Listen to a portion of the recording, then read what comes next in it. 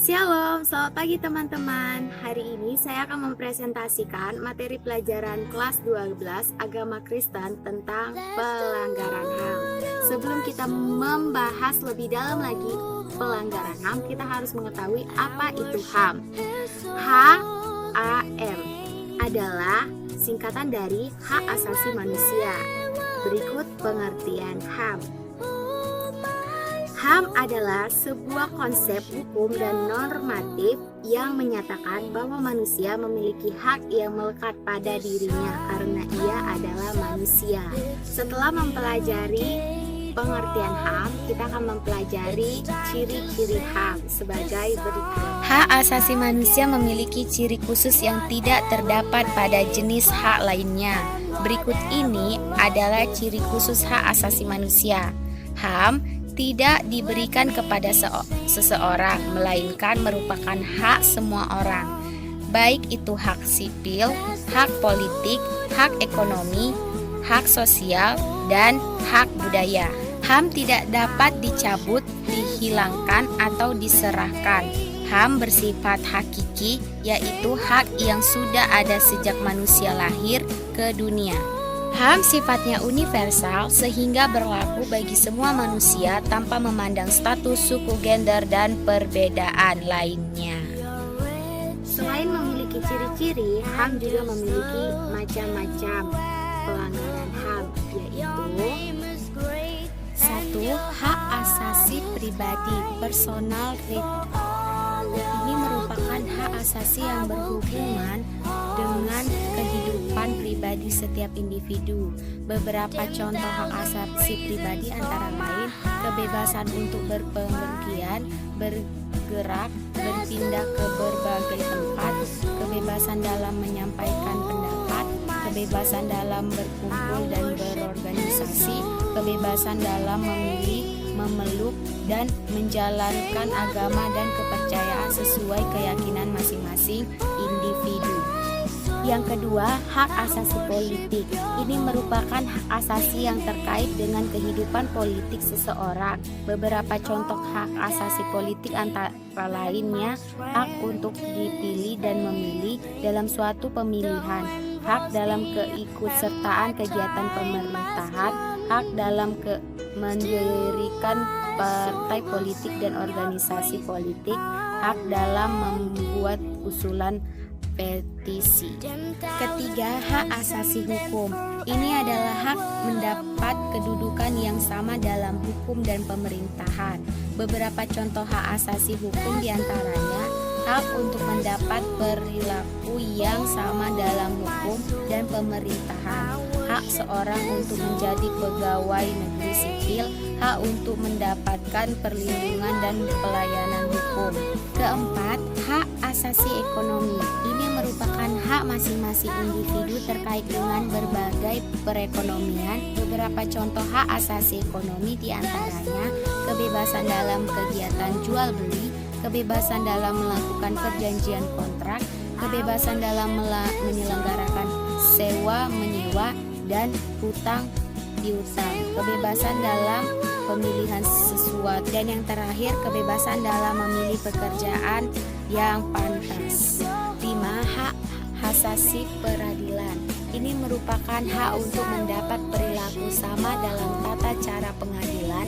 Beberapa contoh hak asasi peradilan diantaranya hak untuk mendapat pembelaan hukum di pengadilan, hak untuk mendapat persamaan atas perilaku penggeledahan, penangkapan, penahanan, dan penyelidikan di muka hukum.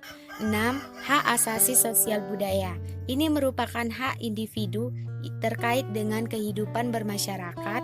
Beberapa contoh hak asasi sosial budaya diantaranya hak untuk menentukan, memilih, dan mendapatkan pendidikan, hak untuk mendapatkan pengajaran, hak untuk mengembangkan budaya yang sesuai dengan bakat dan minat. Setelah kita mempelajari macam-macam dan ciri-cirinya, HAM juga memiliki undang-undang HAM, yaitu 1. Pasal 28A mengatur tentang hak hidup. 2. Pasal 28B mengatur tentang hak berkeluarga. 3. Pasal 28C mengatur tentang hak memperoleh pendidikan. 4. Pasal 28D mengatur tentang kepantasan hukum. 5. Pasal 28E mengatur tentang kebebasan beragama. 6. Pasal 28F mengatur tentang komunikasi dan informasi. 7. Pasal 28G mengatur hak perlindungan diri.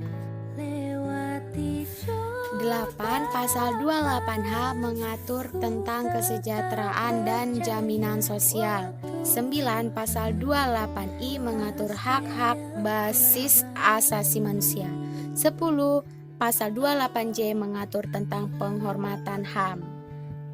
Setelah kita mempelajari ciri-ciri macam-macam dan undang-undang HAM, HAM juga memiliki pengertian yang berbeda-beda menurut para ahli, yaitu 1. John Locke adalah hak-hak yang langsung diberikan Tuhan kepada manusia sebagai hak yang kodrati. Oleh karena itu, tidak ada kekuatan apapun di dunia yang bisa mencabutnya.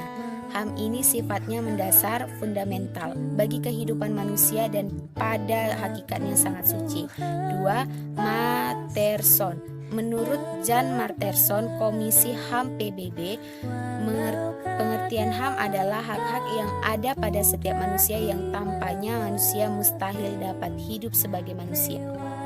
Ketiga, Miriam Budiarjo. Menurut Miriam Budiarjo, pengertian HAM adalah hak yang dimiliki setiap orang sejak lahir ke dunia. Hak itu sifatnya universal sebab memiliki tanpa adanya perbedaan kelamin, ras, budaya, suku, dan agama. 4. Prof. Koenjoro Pranoto. Menurut Prof.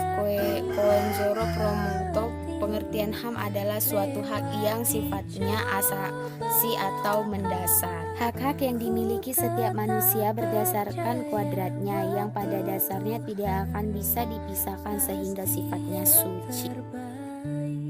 5. Oemar Seno Aji. Menurut Oemar Seno Aji, pengertian HAM adalah hak yang melekat pada setiap martabat manusia sehingga insan dari ciptaan Tuhan Yang Maha Esa yang sifatnya tidak boleh dilanggar oleh siapapun. 6. Jack Donnelly.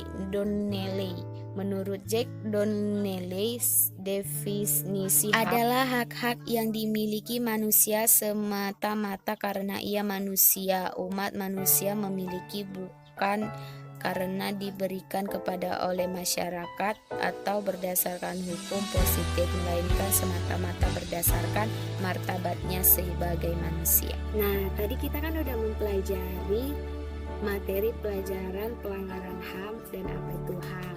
Jadi kita udah mempelajari pengertian, ciri-ciri, macam-macam, undang-undang, dan pengertian dari berbagai para ahli.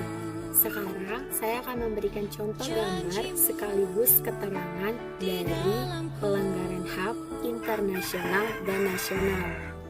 Pertama, pelanggaran HAM internasional. Lihat gambarnya. Pertama, kasus Rohingya di Myanmar. Kalian bisa baca kan? Di sini ada beberapa penjelasannya.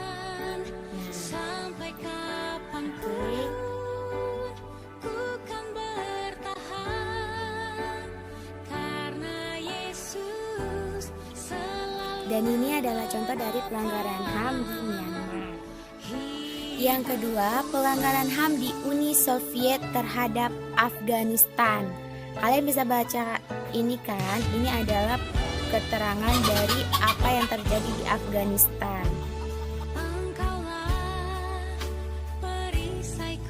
Dan ini adalah gambar dari peperangan yang dilakukan. Dan yang ketiga, pelanggaran HAM di Suriah di bawah kepemimpinan Bashar al-Assad. Nah, ini adalah sedikit keterangan dari peperangan pelanggaran HAM yang ada di Suriah. Dan ini adalah gambar dari peperangan tersebut. Mengerikan sekali bukan pelanggaran HAM? Pelanggaran HAM itu Setelah internasional, saya akan memberikan contoh dari gambar pelanggaran HAM yang terjadi di nasional sebagai gambar berikut. Nah, ini adalah pelanggaran HAM nasional, yaitu pembunuhan Munir. Di sini ada beberapa paparan penjelasan apa yang telah terjadi pada pelanggaran HAM ini. Dan ini adalah gambar dari sosok pembunuh itu. Nah, yang kedua adalah pelanggaran HAM yang terjadi di peristiwa Tanjung Priok. Dan ini gambarnya pelanggaran HAM tersebut. Dan yang ketiga, tragedi Trisakti. Nah, ini adalah gambar dari tragedi tersebut, Monumen Trisakti 12 Mei. Setelah tadi menunjukkan beberapa contoh, sekarang saya akan menunjukkan beberapa ayat Alkitab yang ada hubungan juga dengan HAM atau pelanggaran HAM. Berikut ayat-ayat Alkitab yang berhubungan dengan HAM atau pelanggaran HAM. Matius 22 ayat 37-40 adalah ayat Alkitab tentang pelanggaran HAM. Dapat dilihat dalam Alkitab Matius. Ini dapat dengan jelas menggambarkan tentang seorang Farisi yang menanyakan pertanyaan kepada Tuhan Yesus mengenai hukum apa yang paling utama dan utama. Kolose 3 ayat 8-10 menyatakan ayat ini kita sebagai kaum percaya dituntut untuk memilih hidup yang baru dengan cara melepaskan segala kepribadian lama yang buruk beserta praktek-prakteknya dan mengenakan kepribadian yang baru yang mana telah ada dan ditentukan oleh Tuhan Yesus. Oke. Dan yang terakhir, Kejadian 1 ayat 2 dan Galatia 3 ayat 28 menyatakan bahwa manusia itu segambar dan serupa dengan Allah.